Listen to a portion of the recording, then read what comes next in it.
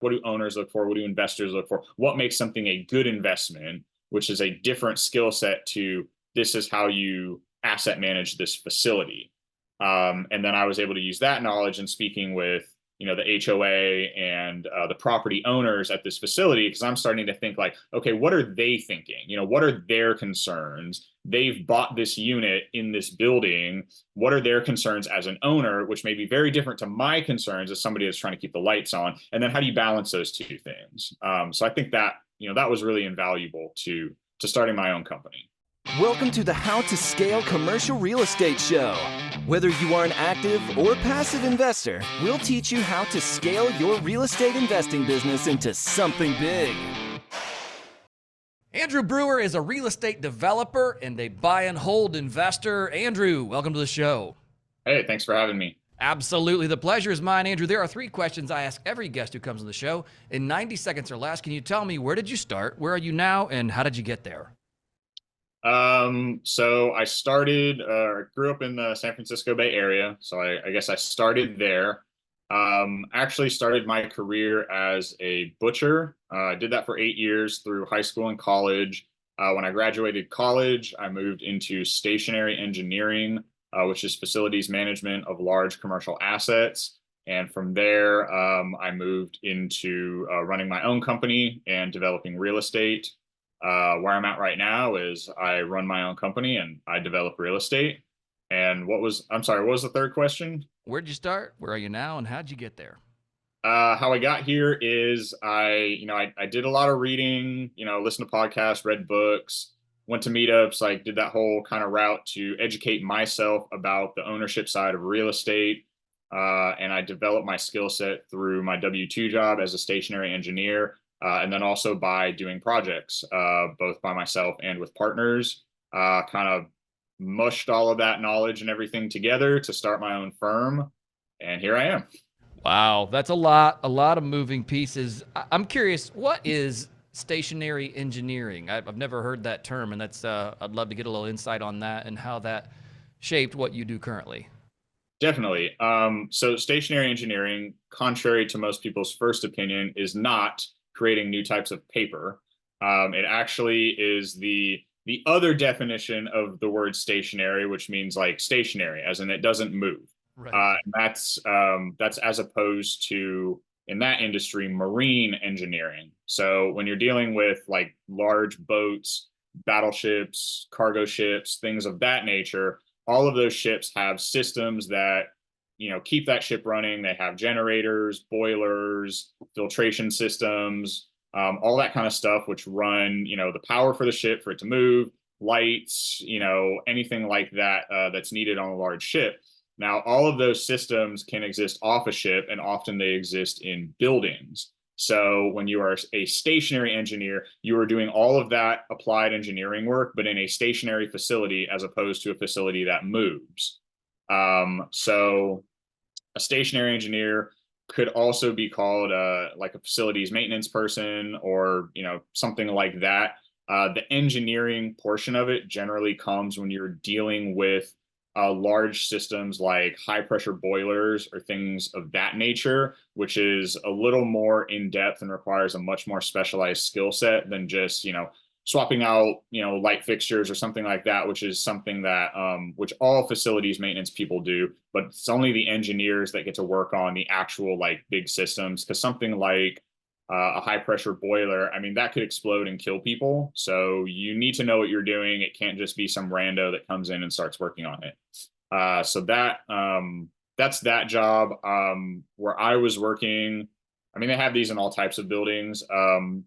The facility I worked in for a number of years was in San Jose, California. It was a high-rise building, 27 stories, composed of 197 residential units and then 8 ground floor commercial spaces. So it was half of a city block, that one facility. Because it was a high rise, we had a lot of singular systems in the building. On a lot of apartments, like garden style apartments, when you think about the HVAC system, generally you'll see like a roof and there's just like a whole bunch of condensing units all in a row along the roof. when you're in a 27-story building, you've got less roof area. You can't just fit a bunch of condensing units. So you have one system for the entire building, which would be a cooling tower, or a chiller, or something like that. And then that is supplying, refrigerant and cooled water to all of the 197 HVAC units that are in there. So it's a very different system that you have to work with. So that's the building that I worked in. I started there as a utility engineer, worked my way up to the assistant chief engineer of that facility, and worked on, everything in that building: heating and cooling, electrical, plumbing, even some structural work, cosmetic stuff. Worked very closely with the HOA board and the property manager to keep that, facility running, keep everything running on budget. There was a lot of, it was kind of a mishmash of, property management, maintenance work, asset management, facilities maintenance. Like, we kind of did it all because we were actually a relatively small team for that facility. And that's really how I got a lot of my hands-on knowledge. While I was there, I also acted as a consultant for construction defect litigation lawsuits. So I did that. Basically that's suing developers and builders for defects in their construction. And so, so I did that as well, and then participated as a project manager in reconstruction projects. Like, if you win a construction defect litigation suit, generally there's a large settlement. That settlement, if it's used properly, is used to remediate all of those problems in the facility. So that's, basically a huge redevelopment project that then has to happen, which in a high rise, as you can imagine, involves a lot of work being done suspended on lifts many hundreds of feet above the ground, which is not always super fun. No, but would you say that is where you really, figured out how to become a developer? That was instrumental in it. So doing that job, I didn't actually develop anything from the ground up, Right. but the process of, redevelopment, working on those lawsuits, that all gave me a lot of background knowledge. So, as I'm developing properties now and building properties, I know exactly what's going to put me in court at the end of the day, because I know what to look for. I know where common mistakes can pop up. I know how serious those things can be if you don't do your due diligence as a builder. And a lot of this stuff can be relatively mundane. It's not something that people think about. I'll give you a good example of that. One of the big issues in this facility I was working in was plumbing problems.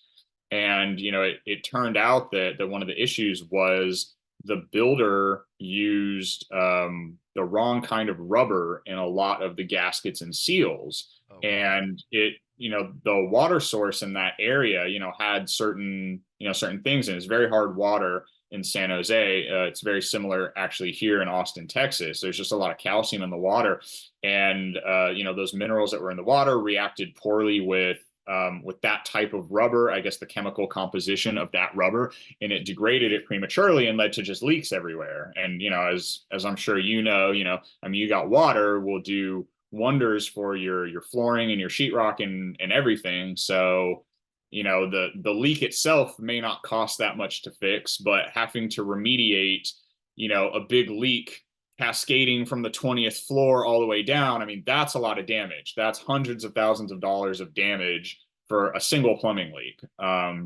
So those things get amplified. So I kind of saw that in real time, like, ooh, this is bad. These can be millions, tens of millions of dollars in damages if you don't build this stuff correctly. So that's really informed, how I've approached development, is making sure that, I take all the steps to not get sued for that, which protects my investors as well. When I started developing, I have a partner here in Austin that I develop with. He actually grew up building spec homes with his parents. His parents had a spec home building company, and they would go out and buy land, subdivide it, build houses. So he and I had very complementary skill sets. He knew, hey, this is the specifics of land development. And I had the point of view of hey, this is what it takes to do this with a large commercial facility. Because the process of doing, redevelopment or reconstruction, I mean, you still have to go to the city, you still have to pull permits, you still have to get approvals, you still have to work with contractors. A lot of that is very similar, even if it's not like exactly apples to apples. But I mean, pulling a permit's pulling a permit. That doesn't change whether you're doing it for a new build or redeveloping something. So I learned all that through my job, and that really informed what I'm able to do now. At that same time that I was doing that, that's when I was doing a lot of reading. I still do a lot of reading, but I was doing a lot of reading then, listening to podcasts, going to networking groups, and I was investing myself just on the side outside of my job in smaller single family stuff. And so I developed that skill set as an owner and as an investor. Like, what do owners look for? What do investors look for? What makes something a good investment, which is a different skill set to this is how you asset manage this facility.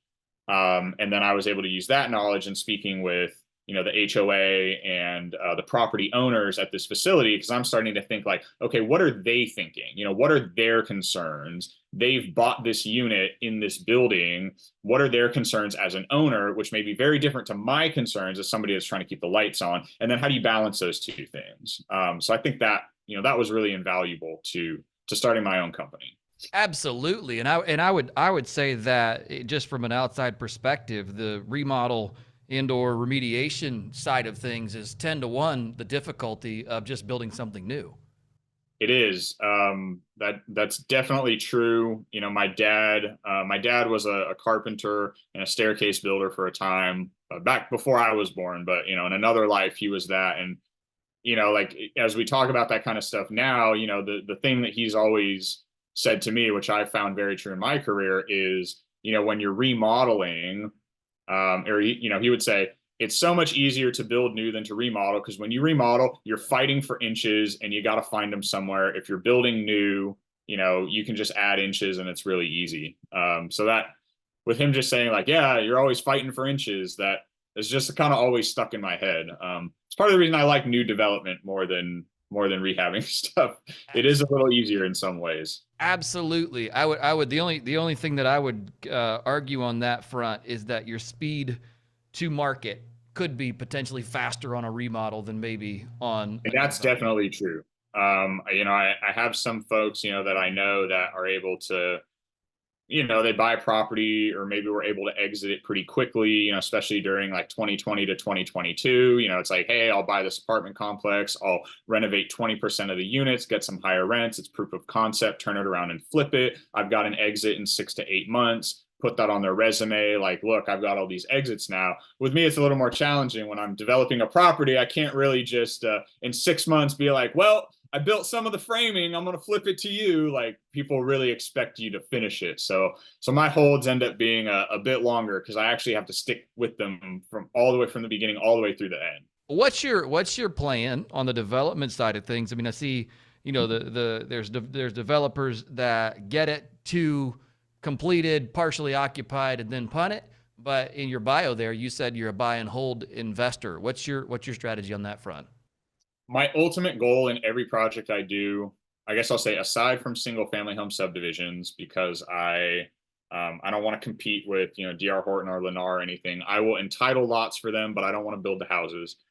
For my townhome and multifamily projects, my goal is always to buy raw land, entitle it, develop it, build it, and then hang on to it forever. Like, that's what I want to do. That doesn't always work to do it that way. There can be deals found at any stage in the development process. I have bought shovel-ready deals. I have bought raw land. I have bought land that was already zoned, but not, entitled or developed. I've bought land that, wasn't even annexed into a city with no utilities. I can come in at any point in the development process, and I have. It all depends on how the numbers work out. Like, if somebody wants way too much money for their entitled land or their zone land or whatever, like, I'm not going to do that deal. If somebody's offering like a great deal and I see a good way to make investors a lot of money, then I may buy something shovel ready. But ultimately, I would like to extract as much value as I can And you do that by doing the entire process, from raw land all the way through holding the final asset. At the end of the day, I'm going to do what is best for the investors, which sometimes is to sell if there's a crazy good offer on the table, or, if there's a feeling that, maybe the next phase of a project might not go so smoothly. Maybe there were some recent, changes to the zoning code or changes to, the building codes, or maybe, somebody in, a local municipality that is, anti-development just got elected. I might say like, might not be the best thing for us to stick with this project. We could probably get it done, but the risk, may not outweigh, or may outweigh the rewards at this point. So I'm always very cognizant of, what's going on in the area, what's going on with any project. If we have to exit, or it makes sense to exit to minimize risk or protect an investor's investment, like I will absolutely do that in a heartbeat.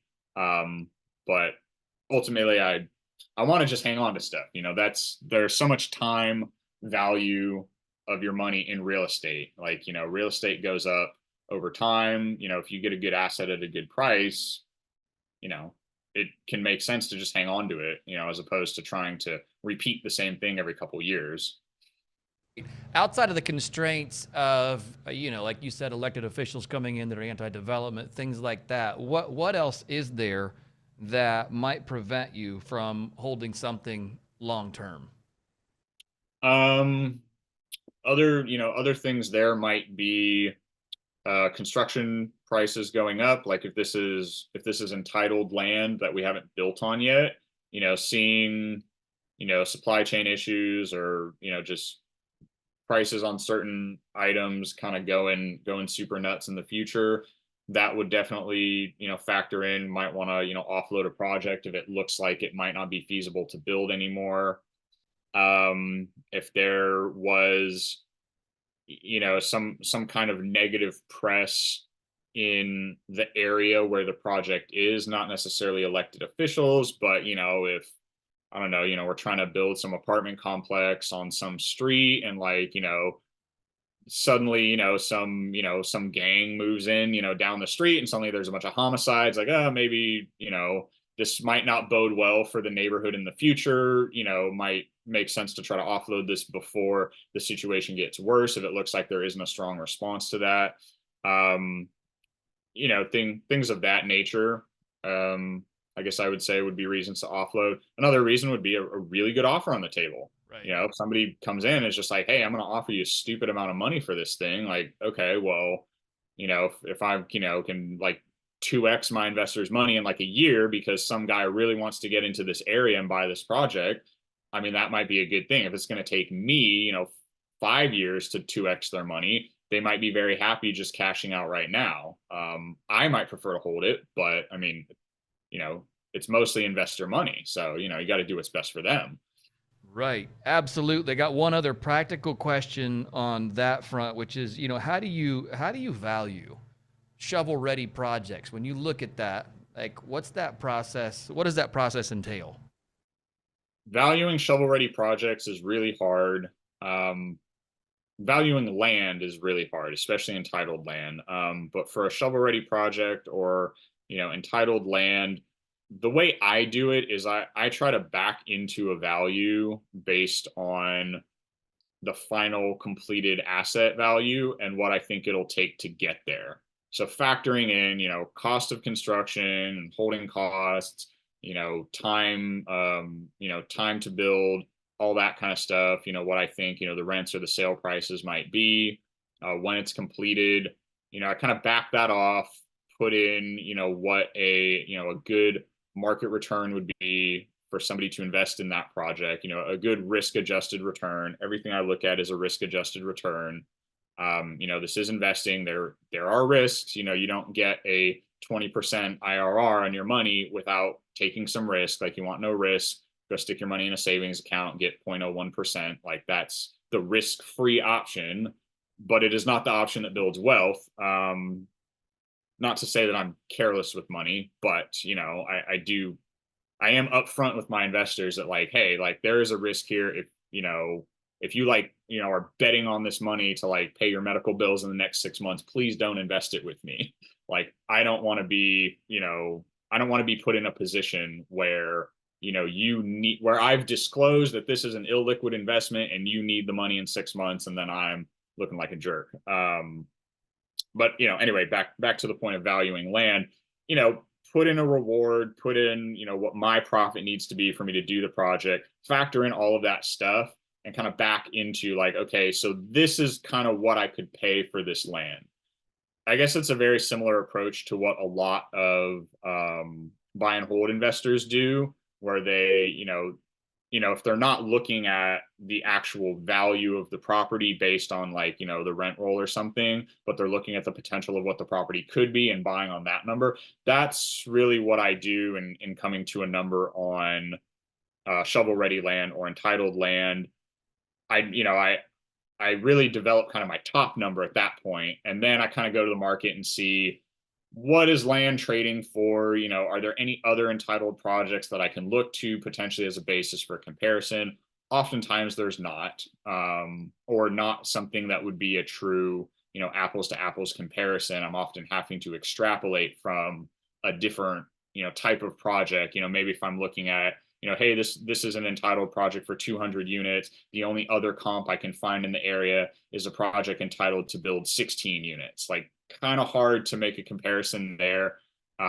So there are a lot of estimates. But if I see that, the price that I'm willing to pay is far over, anything else that's listed in the market, I'll go with that lower number. Like, hey, let me lock up something that, is more in line with the market. If the market's asking way more than my number says, which, happened here in Austin for a couple years, people were just paying stupid amounts of money. I don't know how they justified prices that they paid. I may, lob in an LOI just to kind of see if there's any response, not really expecting anything. If they come back and want to be reasonable, that's fine.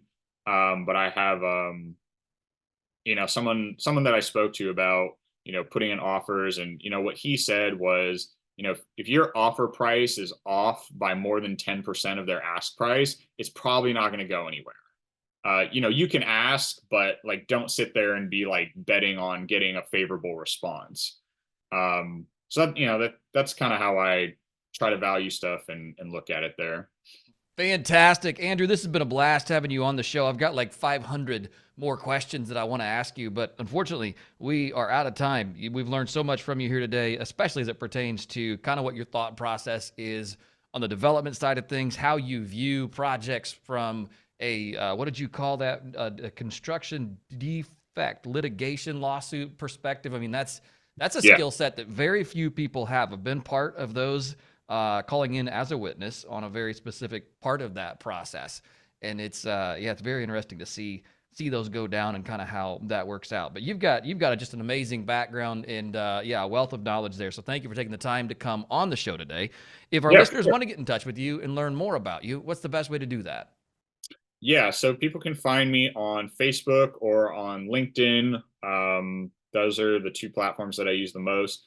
Or they can visit my websites. I've got two real estate companies here in Texas. One is Iron Gall Investments. So you can visit www.irongall investments.com, or Distance 3 Development. That's www.distance3development.com. And you can shoot me an email. I've got two emails, either andrew@irongallinvestments.com or andrew@distance3development.com.